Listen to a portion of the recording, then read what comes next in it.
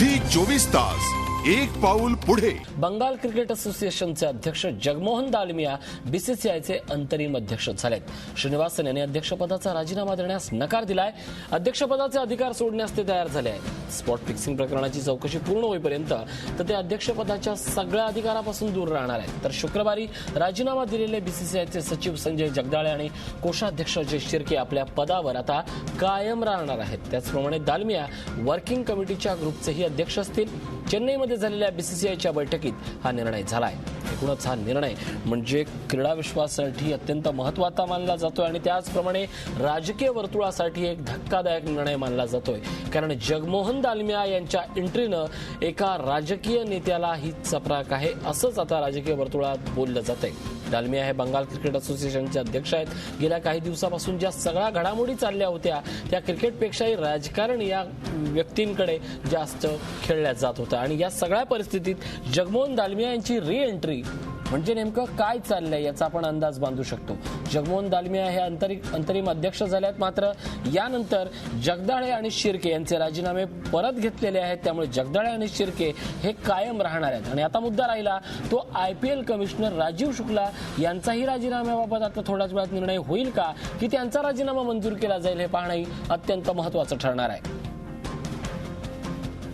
जगमोहन दालमिया हे आता बीसीसीआयचे अंतरिम अध्यक्ष राहणार आहेत, मात्र श्रीनिवासन यांनी आपली ताठर भूमिका कायम ठेवत आपण अध्यक्षपदच्या भूमिकेबाबत अध्यक्षपद राहू मात्र आपले अधिकार सोडू असं म्हणत एक दणका दिला आहे। जगमोहन दालमिया यांच्या एकूण कारकिर्दीवर एक नजर टाकूया।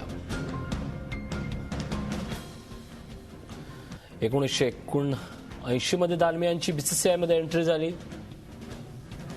90च्या दशकात भारतीय बोर्डाला सगळ्यात श्रीमंत बोर्ड बनवण्यात दालमिया यांची मोठी भूमिका होती। 1997 मध्ये आयसीसीचे चेअरमन म्हणून त्यांची नियुक्ती झाली। 2001 मध्ये बीसीसीआयच्या अध्यक्षपदी पुन्हा त्यांची निवड झाली आहे। 2007 मध्ये बंगाल क्रिकेट असोसिएशनच्या अध्यक्षपदी निवड झाली।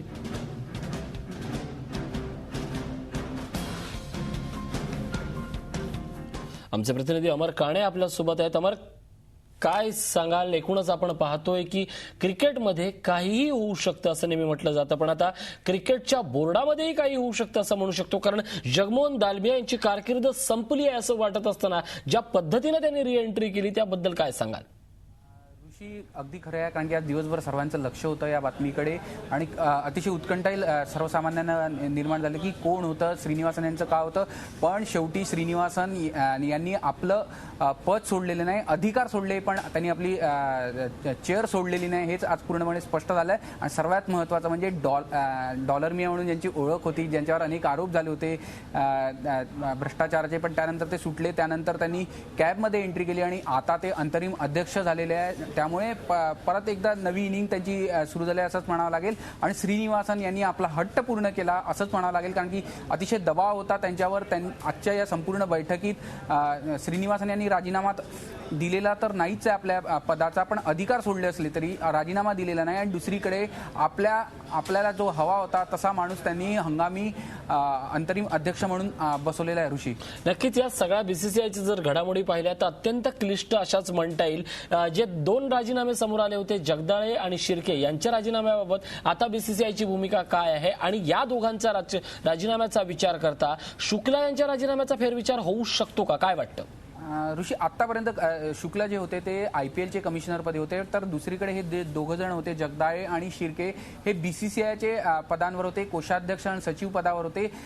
एकूण कुठेतरी एक तोडगा निघालेला दिसतोय संपूर्ण प्रकरणात की तिकडे जगमोहन दालमिया यांना अंतरिम अध्यक्षपदी बसवण्यात आलं, तर दुसरीकडे दुसऱ्या गटाचे म्हणजे जगदाळे आणि शिर्के यांना परत बोलवण्यात आलं, त्यांना त्यांचे राजीनामे परत घेण्यास सांगितलेले आहे। त्यामुळे एकूण कुठेतरी असा तोडगा काढण्याचा प्रयत्न झालाय, पण संपूर्ण आपण अॅनालिसिस करायला गेल्यास एक निष्कर्ष नक्कीच निघतोय की श्रीनिवासन यांनी आपले हट्ट पूर्ण केलेले आहे, त्यांनी आपल्या पदाचा सुद्धा राजीनामा। अमर या संदर्भातच प्रश्न असा निर्माण होतो की श्रीनिवासन यांच्या हटवादी भूमिकेमुळे सगळे प्रश्न उपस्थित झाले होते, मात्र आता आपण चौकशीला तयार आहोत। चौकशी होईपर्यंत आपले अध्यक्षपदाची कारकीर्द थोडीशी बाजूला ठेवतोय असं म्हटलंय।